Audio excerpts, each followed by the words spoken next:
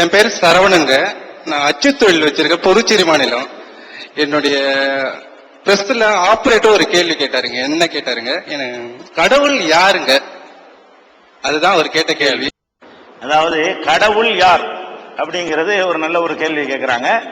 இது எல்லா மதத்துக்கும் பொதுவான ஒரு கேள்வி. ஏன்னா ஒரு சாரார் கடவுள் இல்லைங்கிறாங்க, ஒரு சாரார் கடவுள் இருக்குங்கிறாங்க. கடவுள் இருக்குங்கிறவங்க தான் பல மதங்களா இருக்கணும். கடவுள் இல்லைங்கிறவங்க அவங்க ஒரு அணியா இருக்கிறாங்க. கடவுள் இருக்கிறன்னு சொல்றவங்க தான் இந்துக்களா இருக்கிறோம். கடவுள் இருக்கிறார்னு சொல்றவங்க தான் கிறிஸ்தவரா இருக்கிறோம். கடவுள் இருக்கிறார் நம்புறவங்க தான் முஸ்லீமா இருக்கிறோம். அப்ப கடவுள் யாருங்கிற ஒரு ஆன்சரை நம்ம என்ன செய்யணும், கேள்விக்கு விடை கண்டாக வேண்டும். கடவுள் யாருன்னு சொன்னா முதல் விஷயத்தை நம்ம புரிந்து கொள்ளணும், கடவுள்னு ஒருத்தர் இருக்கிறாரா முதல் புரியணுமா இல்லையா?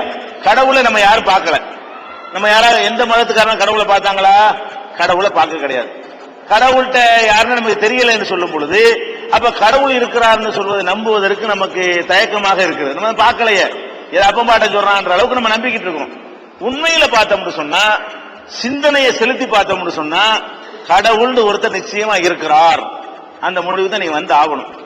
ஏன் கடவுள் இல்லாமல் இந்த பிரபஞ்சம் தோன்றி இருக்க முடியாது என்று இப்ப உள்ள நவீன அறிவியல் யுகம் கண்டுபிடிச்சு உலகத்துக்கு சொல்லுகிறது. எப்படி சொல்லுகிறது? இந்த மைக் இருக்குன்னு வைங்களேன், இந்த மைக்கு அதுவா உண்டாயிருச்சுன்னா உங்களால ஏற்றுக்கொள்ள முடியுமா? முடியாது. இது உண்டாகிறதா இருந்தா, இவ்வளவு விஷயங்கள் இதுக்குள்ள அடங்கி இருப்பதாக இருந்தால், ரொம்ப விவரமான ஒருத்தன் இதை தயாரிச்சு இருக்கணும். அவனை நம்ம பார்க்காட்டாலும் பரவாயில்லை, அவனை கொண்டாந்து நிப்பாட்டு அப்பதான் ஏத்துக்கிறோம்னு சொல்லக்கூடாது. இது சொல்லுது ஒருத்தன் செஞ்சான்னு சொல்லி. அவன் யாரு நமக்கு அட்ரஸோ பேர நமக்கு தேவையில்லை. ஆனா கண்டிப்பா இதை ஒருத்தன் செஞ்சிருப்பானா இல்லையா? இந்த போடியம் இருக்குன்னு அதுவா வெட்டி, அதுவா அறுத்து, அதுவா ஜாயிண்ட் ஆகி, அதுவா இந்த மாதிரி உட்கார்ந்துருச்சு முடியும் நம்புவோமா? இது உண்டாகாது. அப்ப இதெல்லாம் உண்டாகாதுன்னு சொன்னா, இந்த நம்ம வாழுகிற இந்த உலகம் பூமி இருக்க, இந்த பூமிங்கிறது ஒரு கடுகை விட சின்னது. இமயமலைக்கு கடுகுக்கு எவ்வளவு வித்தியாசம் இருக்குமோ அவ்வளவு வித்தியாசம் இந்த பிரபஞ்சத்துல பூமிங்கிறது. நம்ம வாழ்ற பூமி இருக்க, அதுக்கு மேல பல மடங்கு இமயமலை இருக்குது. நம்ம ஒரு சின்ன இந்த பூமியில வாழ்ந்து கொண்டிருக்கிறோம். இந்த பூமி, இதை சுற்றி உள்ள பிரபஞ்சங்களை எல்லாம் ஆய்வு செய்யக்கூடிய நேரத்தில் இது எப்படி தோன்றியது அப்படின்னு சொல்லி விஞ்ஞானிகள் ஆராய்ச்சி பண்றான். எப்படி தோன்றியதுன்னா, இறுதியா என்ன முடிவுக்கு வர்றான் தெரியுமா? கடைசி இப்ப உள்ள முடிவு, ஒரு திடீரென்று ஒரு அணு, கண்ணுக்கு தெரியாத ஒரு அணு திடீரென்று வெடித்து சிதறியது. அதிலிருந்துதான் இதெல்லாம் வந்துச்சுன்னு சொல்றான்.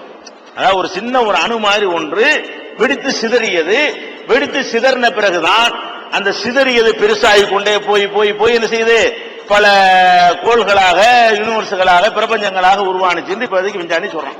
இப்ப நம்ம என்ன கேட்கிறோம்னு கேட்டா, ஒரு பொருள் வெடிச்சிச்சு இல்ல, ஒண்ணுமில்லாம இருந்து வெடிச்சிச்சு இல்ல, எதுவுமே இல்லையா உலகத்துல, எதுவுமே இருக்கலையா, திடீர்னு வெடிச்சுட்டான். வெடிச்சு இதெல்லாம் உண்டாயிடுச்சுன்னு சொல்லும் பொழுது இந்த சித்தாந்தத்தை கண்டுபிடிச்சவனே சொல்றான், இது ஒண்ணுமில்லாததுல இருந்து ஒன்று உருவாக இயலாது. லாஜிக் என்ன சொல்லுது? எந்த ஒரு பொருளையும் எந்த ஒரு சக்தியையும் மனிதன் உண்டாக்க முடியாது. உண்டாக்கவே யாராலையும் உண்டாக்க இயலாது. மாத்தத்தான் முடியும். இந்த பொருளை நீங்க உண்டாக்க இயலாது. இதை மாத்தலாம், வேற ஒண்ணா மாத்தலாம். இது இந்த போனா இருக்குன்னு சொன்னா இதுக்கு முந்தி வேற ஒண்ணா இருந்திருக்கும். கொஞ்சம் மண்ணா இருந்திருக்கு, கொஞ்சம் பிளாஸ்டிக்கா இருந்திருக்கு, கொஞ்சம் இரும்பு, எல்லாத்தையும் கலந்து இப்படி உண்டாக்கி இருக்கிறோம். எந்த ஒரு பொருளையும் ஒண்ணுமில்லாத உண்டாக்க இயலுமா? ஒண்ணுமில்ல அப்படி உருட்டி இதை மண்ணு மாதிரி காட்ட முடியுமான்னு முடியாது. எதை என்ன நீங்க சட்டை போட்டிருந்தா கூட இது வேற ஒன்னிலிருந்து மாறிதான் வந்திருக்கிறது. நம்ம வைத்திருக்கிற எல்லா பொருள்களுமே ஒன்றிலிருந்து மாற்றப்பட்டதா இருக்குமே தவிர உண்டானதா இருக்க முடியாது. அப்ப சக்திகளை உருவாக்க இயலாது, மாற்றி அமைக்கத்தான் இயலும் அப்படிங்கறதா லாஜிக், அறிவு. அப்ப என்ன விஞ்ஞானிகள் எல்லாம் சொல்றான்னு சொன்னா, ஒண்ணும் இல்லாததுல இருந்து எதுவும் உண்டாக முடியாது. ஏதாவது ஒன்னிலிருந்து ஒண்ணு உண்டாகலாம். ஒண்ணுமே இல்லாம இருந்துச்சு திரும்பி வெடிச்சுன்னா ஒண்ணு இல்லாம இப்படி வெடிக்கும். அப்ப என்னமோ ஒரு சூப்பர் பவர் இருந்து அங்க ஆர்டர் பண்ணுகிறது. என்ன முடிவுக்கு வரலாம்? ஏதாவது இதுல இருந்து இது வந்துச்சு, இதுல இருந்து இது வந்துச்சுன்னா லாஜிக் இருக்குது, அறிவு ஏற்றுக்கொள்ளுது. இப்ப என்ன முடிவுக்கு வந்திருக்கிறான்? ஒண்ணுமே இல்லாத சூனியம் திடீரென்று வெடித்து சிதறியது. ஒண்ணும் இல்லாம எப்படா வெடிக்கும்ன்ற கேள்விக்கு பதில் சொல்லும் பொழுது, இல்ல நமக்கு மிஞ்சி என்னமோ ஒண்ணு அங்க இருக்குது, கடவுள்ங்கிற ஒரு துணை இல்லாமல் இது உண்டாயிருக்க இயலாதுங்கிறான். அப்ப ஒண்ணுமில்லாத ஒன்று வெடித்துத்தான் எதுவுமே இல்லாம இருக்குதுங்க. சத்தம் தான் கேட்குது. அந்த சத்தத்திலிருந்து தான் ஒரு சவுண்ட் தெரிச்ச பிறகு பல பூமிகளாக, சூரியனாக, சந்திரனாக, செவ்வாயாக, இதெல்லாம் ஒரு கேலக்சி. இது மாதிரி லட்சோப லட்சம் சூரியன்கள் இருக்கின்றன. அந்த லட்சோப லட்சம் சூரியனை சுத்தி லட்சோப லட்சம் இந்த மாதிரி பூமி மாதிரி கோள்கள் இருக்கின்றன. இது எல்லாம் சேர்ந்து ஒரு யூனிவர்ஸா இருக்கிறது. இந்த யூனிவர்ஸ் மாதிரி நிறைய யூனிவர்ஸ்கள் இருக்கிறது. அந்த மாதிரி இப்ப என்ன செய்யறான், ஆராய்ச்சி பண்ணி சொல்றான் இவ்வளவு எங்க இருந்துச்சுன்னு கேட்டா எங்கேயுமே இருக்கலங்கிறான். இவ்வளவு அடைச்சு வச்சுக்கிற இவ்வளவு பொருள் இது திரட்டினா எவ்வளவு பெருசா வரும், பூமி சூரியன் சந்திரன் எல்லாத்தையும் இருக்கணும் எவ்வளவு பிரம்மாண்டமா வரும், இது எல்லாம் எங்கடான்னு கேட்டா எதுவுமே இல்லாம இருந்து வச்சுக்கிறான்.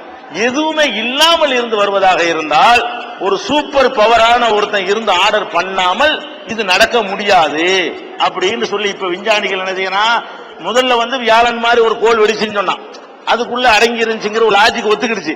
அப்ப கடவுள் இருக்கிற கருத்து வரல. இப்ப எதுவும் இல்லாம இருந்து வந்துச்சுங்கிறது இப்ப கண்டுபிடிச்ச என்ன சொல்றான்னு கேட்டா கடவுளுடைய கை இருக்குது. இந்த உலகம் படைக்கப்பட்டதுல நமக்கு மிஞ்சின ஒரு சக்தியுடைய கை இருக்குது. அது ஒண்ணு பாக்குறோம்.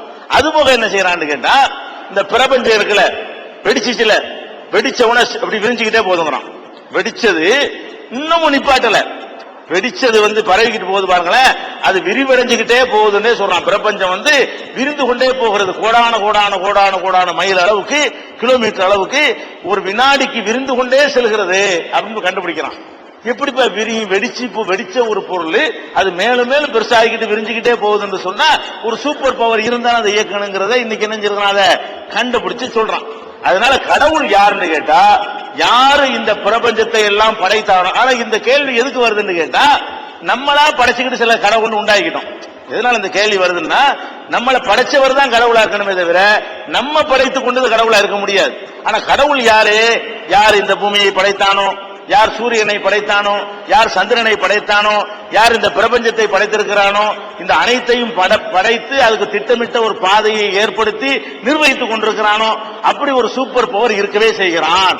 அப்படி இல்லாமல் இந்த உலகம் இயங்கலன்றத இன்றைக்கு வந்து அதை விஞ்ஞானிகள் ஒத்துக்கிட்டாங்க. அப்ப அவன் தான் கடவுள். அந்த கடவுள் நீ யாருன்னு பார்க்காட்டாலும், கடவுளுடைய உருவம் தன்மை உங்களுக்கு தெரியாட்டாலும், அவனுடைய ஆற்றல் எல்லாமே இந்த இதுல தெரியுதா இல்லையா? இந்த மைக்க வச்சு இது செஞ்சவனுடைய ஆற்றல் உங்களுக்கு தெரியுதா இல்லையா? அப்ப இந்த பிரபஞ்சத்தில் மூட்டு வேலையும் செய்யறதா இருந்தா அவன் பயங்கரமான ஒரு சூப்பர் ஒரு சத்தத்தில் உணவு உண்டாக்குறான் என்று சொன்னால் அவனுக்கு ஆக்கவோ அழிக்கவோ உருவாக்கவோ எல்லாம் அவனுக்கு முடியும். ஒரு செகண்ட் நம்மளை அழிப்பான், நினைச்சா நம்மளை உருவாக்குவான். ஒண்ணும் இல்லாத இருந்து இந்த பிரபஞ்சத்தை உருவாக்கி இறைவன் ஒருத்தன் இருக்கிறான். அவன் நம்மளை வந்து வேடிக்கைக்கு படைக்கல, வீணுக்கு படைக்கல, அவனை பார்த்து கொண்டிருக்கிறான். இந்த ஒரு நிலையை புரிந்து கொள்வதுதான் கடவுளுடைய சரியான தன்மை. ஆனா இஸ்லாத்தை பொறுத்த வரைக்கும் இதுக்கு நெருக்கமா தான் தன்னுடைய கொள்கையை வச்சிருக்குது.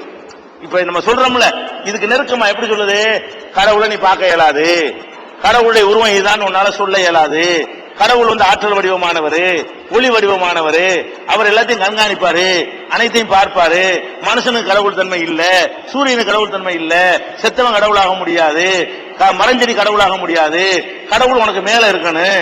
இப்படி எல்லாம் இஸ்லாம் சொல்லக்கூடிய கொள்கை வந்து இந்த விஞ்ஞானம் நிரூபிக்கிற கடவுள் கொள்கைக்கு நெருக்கமாக வருகிறது. ஆனா நம்ம கடவுள் கொள்கை தப்பு பண்ணோன்னு வைங்க, அது விஞ்ஞானத்தை நிரூபிக்கலாது. கடவுள் கொள்கையை கரெக்டா எடுத்துட்டோம்னு சொன்னா அறிவியல் பூர்வமா நிரூபிச்சிடலாம். இது சம்பந்தமாக கடவுள் இல்லைன்னு ஒரு கூட்டம் இருக்கிறாங்கல்ல, அவங்களோட நாங்க ஒரு விவாதம் பண்ணணும். கடவுள் கிடையாதுங்கிற கூட்டத்தாரோட என்ன செஞ்சோம், நாத்திகர்களோட விவாதம் பண்ணணும். கடவுள் இருக்கிறானாங்கிற தலைப்புல. அதுல உங்கள் மத்தியில சொல்வதை விட அவங்க விவரத்தோட வருவாங்க, எதிர்கேள்வியோட வருவாங்கல்ல, அவர்கள் மத்தியில நாங்க நிரூபித்து அவர்கள் கடைசியா என்ன ஆன்சர் பண்ணாங்க தெரியுமா, அது கடவுள் இருக்கிறார் ஒரு கேள்விக்குறி, இல்லைன்னு சொல்ல வந்தவங்க கேள்விக்குறி தான் சொல்லி வந்தாங்க. அப்படிதான் முடிச்சிருக்காங்க. அந்த விவாத சீரை வெளியே கடைக்கு பாத்துக்கிறேன், வெளியில வச்சிருக்கோம், நாத்திகளோடு நடந்த விவாதம். அதை நீங்க பாத்தீங்கன்னு சொன்னா இருக்கா, அந்த கேள்வி கேட்டு முதல்ல கொடுத்துருங்க, மற்றவங்களுக்கு தேவைன்னா அவர் கொடுங்க. அதுல வந்து அந்த நாத்திகருடைய விவாதத்துல கடவுள் இருக்கிறான் என்பதை அவ்வளவு சயின்டிபிக்கா டெக்ஸ்டோட ஆதாரங்களும் நிரூபிச்சிருக்கும்.